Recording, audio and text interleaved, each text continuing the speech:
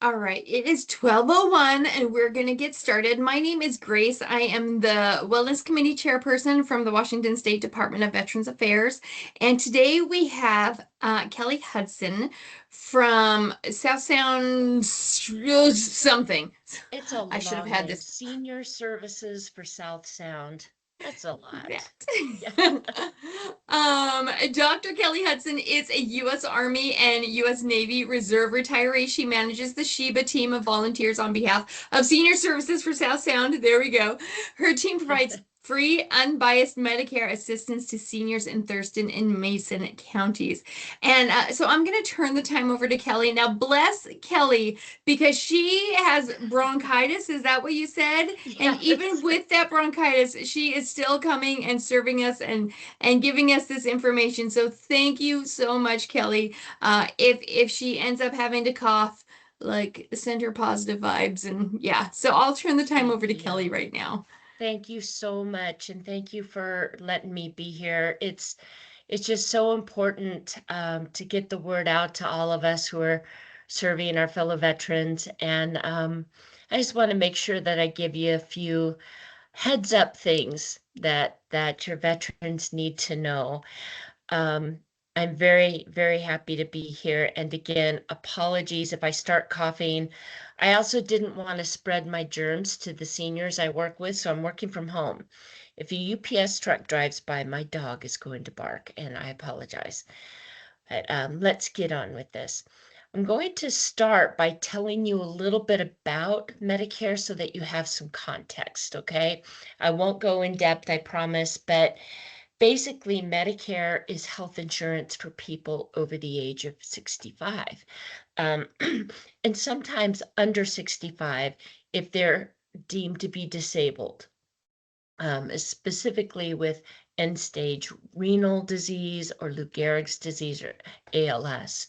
Um, and they have to have been a legal permanent resident for at least 5 continuous years to have Medicare. Now, I guess I always thought before I entered this role that Medicare was like free healthcare when you turn 65, so you don't have to worry about things anymore. But it's far from free, unfortunately. And it's also very confusing for folks.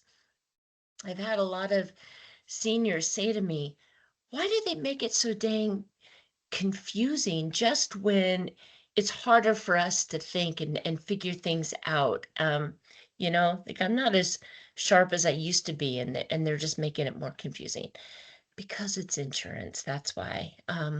Insurance just is confusing. It's as bad as taxes. So to demystify, we go out and we give presentations and we do one-on-one visits with folks, and we're not getting paid by any insurance companies. So that's really important to know. There basically are 4 parts to Medicare. Part A is the hospital insurance. Think A for admitting, right? So that's in case something catastrophic happens. This is a deal breaker. You have to sign up for this. Most people, though, don't have to pay for it. So that's good. If you have enough work credits, as most adults do, um, that's not a problem at all. Part B is the medical insurance. When you go for your wellness checks, you get your shots, something's wrong like bronchitis, that's what's going to cover you. That part costs. And last year it was $185 per month. It went up about $10 from the previous year. This year it jumped from 185 all the way to 202.90. So, it does go up every single year, and you think about by the time I'm 65, how much is that going to cost? And this can be troublesome for folks living on a fixed income. But again, you don't have a choice. You are supposed to have some coverage. Part A and B and D, which D is for drugs, right? D is your Medicare prescriptions. Those are deal breakers. You have to sign up for those. The government wants to make sure that you are covered. You can choose if you want a Medicare Advantage plan or Part C, which is just like all of those combined. There's no right or wrong. You can do either the original Medicare side or the Part C side. And I won't get too into depth about what are the pros and cons of that, because we do have a limited amount of time and I want to make sure that I'm covering everything. But just so you know, these are the basic parts of Medicare and what they cost. Part D, by the way, it is not usually too expensive. You can get a drug plan sometimes for no premium or like $30 to $50 per month. So Part D isn't usually very expensive. You'll notice though, looking at this, what's not covered. If you stick with just the things on the left, you get your hospital, you get your medical, you get your prescriptions. There's no vision, there's no dental. And so you have to go buy those separately. Also, original Medicare, just plain Medicare, only covers 80% of your costs. The other 20% is on you. So people who take that route and just stick with, they don't decide not to get a Medicare Advantage plan, they're just sticking with original Medicare, they usually have to buy a Medigap, which helps pick up the cost of the copays and the deductibles. Okay, I've probably given you just enough to confuse you. So I don't mean to go too far into that, but here's the important thing. There are several important things here, but first of all, it used to be that enrollment in Medicare is pretty much automatic because people started their Social Security at the age of 60 or so, and anybody who's on Social Security will automatically be enrolled in Medicare when they turn 65. Or if they are the railroad retirees, have their own separate situation. Right now, so few people are on Medicare at the age of, or on Social Security at the age of 65. You know, sometimes they're waiting to sign up, so they have to consciously go into the Social Security site. That's confusing, isn't it? You're signing up for Medicare, but the sign up, the enrollment is handled through Social Security. How weird is that? So they have to go to that site and they have to create an account and sign up for Medicare. Just to give you that heads up. So we're really trying to get the word out there for those folks who aren't on Social Security. They will not be automatically enrolled. They need to sign up. 65, deal breaker. They've got to do that. There are some situations where people don't have to sign up for the Part B, which is nice because, again, the Part B is the part that has the premium usually. If they're still working at the age of 65 and they're covered by their employer's health plan, um, and it has to be creditable coverage. In other words, your employer has to have at least 20 employees and things like that. Your HR person will know.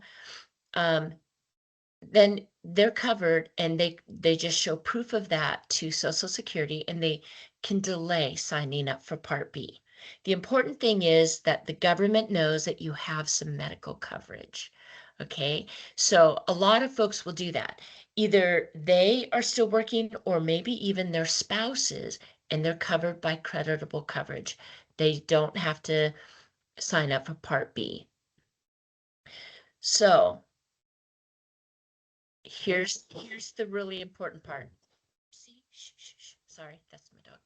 Here's the important part.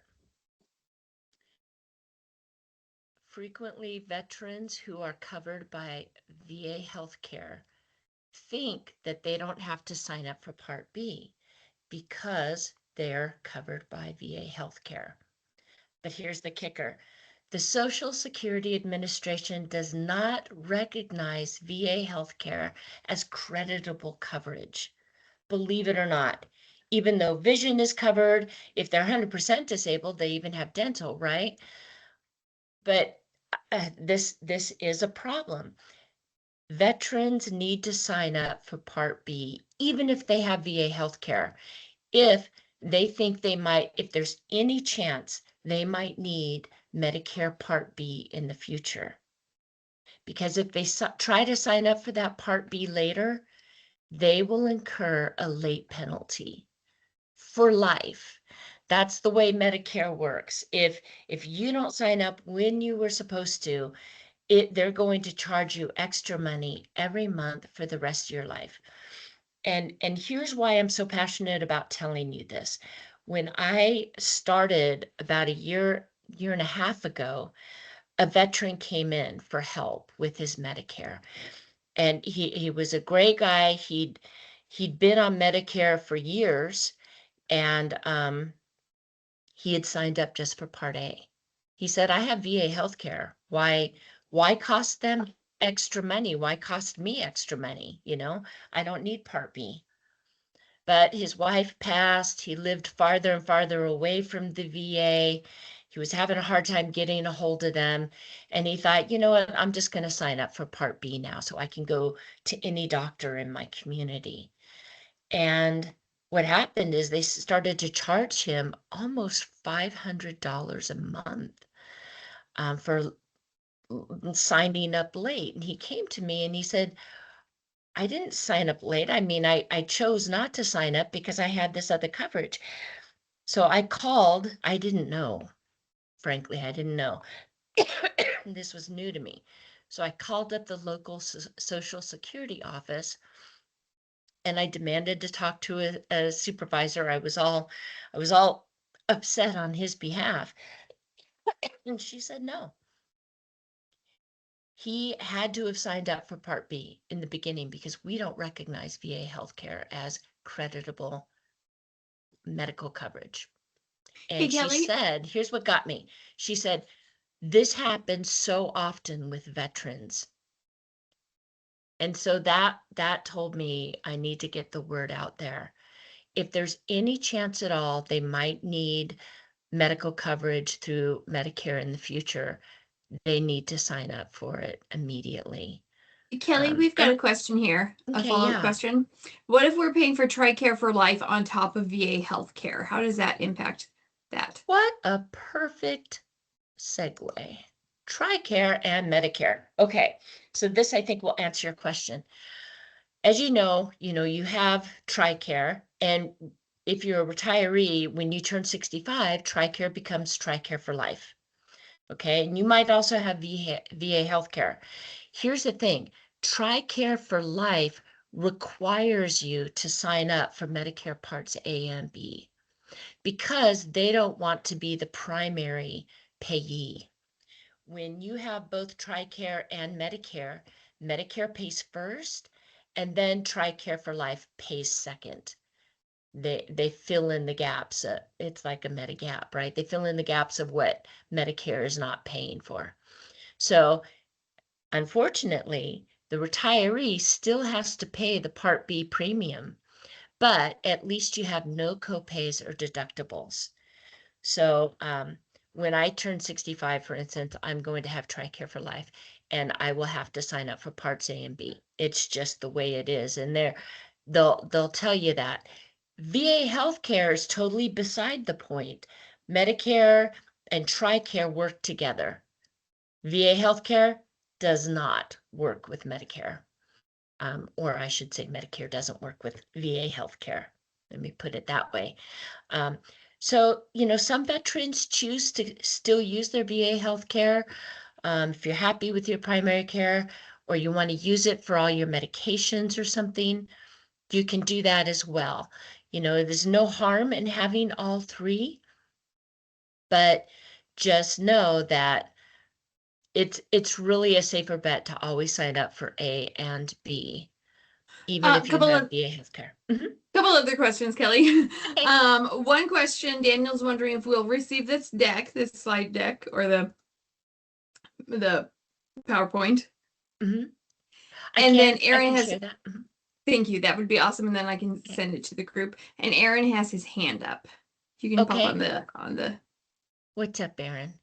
So, just real quick here. So I had questions about this because I have TRICARE for life. Okay. Okay. And so, because I retired from the Air Force, and so I got on this before I retired.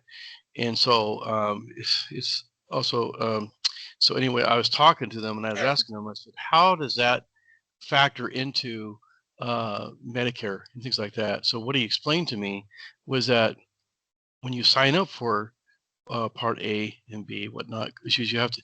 He says what happens is that so it's true you have to sign up for A and B, but he says what happens is you don't have to pay the premium you've been paying to TRICARE anymore. You won't have to pay that anymore because what happens is that they become Part A, and so when I pay the Part B, okay, they assume that whole thing, so I don't have to pay the premium I've been paying to them anymore because they assume that role. And so I said, oh, okay, but I will have to pay the Part B, of course. That's why I have to sign up for A and B. And so, but that's what he explained to me. He says, because I'm paying a certain amount of money a month just to Oh, have TRICARE to have my, it's called U.S. Family Health Plan, but it's the same thing as TRICARE for life.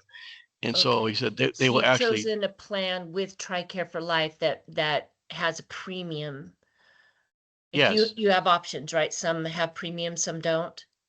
Well, this is a premium, so I pay Okay. for this, and they're always the secondary. 'Cause my primary is the state health insurance I have with my state job.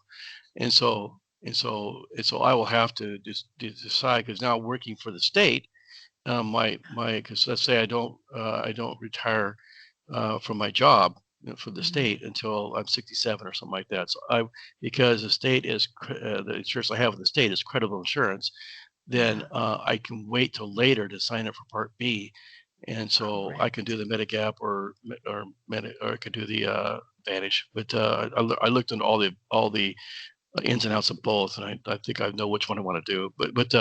Um, but yeah, so but then Well, but just proved that I had credible insurance. That way I won't yeah. get penalized. Even though you have TRICARE for life, as long as you have creditable insurance, TRICARE for life is okay with you not signing up for Part B? No, Because no, I no, thought you that do. was. No, no, you do have to Mhm. sign up for it. So I will say, but they kind of take on that role. So they become, I guess maybe they become Part B. I'm not sure, but they become it is what they told me, and that's why I don't pay the premium to them anymore. But I will pay the 200 and whatever dollars for that. Yeah, you unfortunately we can never escape the Part B premium. No, I That know that. that Yeah, is yeah, always there for you. But yeah. you don't need to think about buying a Medigap or buying a Medicare Advantage plan in the future. Just to let you know, because Medicare and TRICARE for Life will work together. You are going to have full coverage, right? You're you're not going to have copays. You're not going to have deductibles. Um, you're going to be in a really good position. You don't need to buy a Medigap or anything. Hmm. Yeah, so I didn't know because the state also offers kind of a Medigap insurance with the state, Yeah, Blue Blue Cross or yeah. something like that. But yeah, It's kind of redundant, so you're just going to have to kind of look at what are the costs of this, what are the costs of that, um, hmm and what are the benefits, what's all covered and stuff. Yeah, what's all yeah, covered. yeah, Exactly, yeah. exactly. You're in a good Okay. position, that to be in. What other Yeah. questions are there? I know It this looks is like a that's all we quick. have right now. Uh-huh. Okay, good. I know this is a quick 15-minute lunch and learn, right? So I won't keep you, but let me see. Let me stop sharing here so We have it that. scheduled for a half hour, so if you have Oh, more did we? stuff, Oh, that's good. yeah, Okay. yeah. Okay, good. I'm going to stop sharing so I can look at the screen, and I'll put um here is my I am sorry, I keep coughing. Here is my email. If you have any questions you think of later, or you have a veteran who has any issues, or questions. And I will share the slide deck. There's actually a whole lot more really good information that we have in a booklet that I will share with Grace, because some of us volunteer coordinators with SHIBA who are veterans have made it a point to put together as much information as possible for veterans into kind of a workbook. And so that we can educate our fellow SHIBA advisors. And I think it'd be a good idea if I share that with Grace, because it goes a lot more in depth into everything. Okay. And if you, you know what, actually I was going to say, if you want me to send anybody here, out the email, I can do that. But I think on my list of people, I get your emails, so that's fine. You don't need to actually send me your email. Okay. Okay. Any other questions? Another thing, just one more point. Medicare typically does not cover overseas except for worldwide emergencies, so it's just very limited. That's another big benefit of TRICARE for Life. If somebody decides to move to another country and they have TRICARE for Life, they're going to be covered. So that will be a real necessity if you move out of the country. Okay. Okay. Thank you all very much for being here and listening to my bronchitis-y voice. And thank you for helping our fellow veterans. I really appreciate that. I want to make sure that nobody ends up in that same situation that gentleman did. What he ended up doing was just saying, well, I've already incurred this late penalty, so I'm going to not take Part B at all. You know, and he just stuck with the VA, and I helped him, you know, understand the appointment system and how to be patient with the auto answer and chooses his number and all of that, so that he could use his VA healthcare more effectively. So that's what he chose to do. But it would have been great if he had Part B, and that could have been an option for him in the future. He was not a retiree. He was simply a veteran, and you know, I was very unpleasantly surprised to learn that, and so I want to make sure I share that with everybody. And who knows, like when I signed up for VA healthcare, they might have told me this, I don't know, but 65 is a long ways off when you first start receiving your VA healthcare, right? So you're not going to remember. So I'll share all this information with Grace, and thank you all very, very much for being here. Thank you very much, Kelly. I hope you feel better soon. Thank you. Thanks. Kelly, if you have other questions, Kelly put her email address. She's also going to be giving this presentation again in August at our wellness fair, our online wellness fair. So if you want to see it again and you have more questions on August 26th, she'll be giving the presentation again. And Erin says, I believe you can sign up for Medicare Part A 60 days prior to your 65th birthday. Yeah, Erin, there's a window of time, 3 months before, 3 months after. So you've got a window there when you can sign up for Medicare. Yeah. Awesome. This is really fantastic information. You're right. Like 65 does feel a really long way away, but it'll come sooner than we think, right? Yeah. Yeah, basically it's a like a 90-day window. Think of it as 3 months before your birth month and 3 months after. So yeah, yeah, it's good to be aware ahead of time beforehand. Yeah, for sure. And you can always find a SHIBA office anywhere in the state or across the state, and we'll provide free advice for you. What does SHIBA stand for? Oh, sorry, Statewide Health Insurance Benefits Advisors. What an acronym. I don't know where they came up with that, but basically we fall under the umbrella of the Office of the Insurance Commissioner, and we're all volunteer driven except for the volunteer coordinators like me. So we are across the whole state. This started here in Washington State, and it's now nationwide.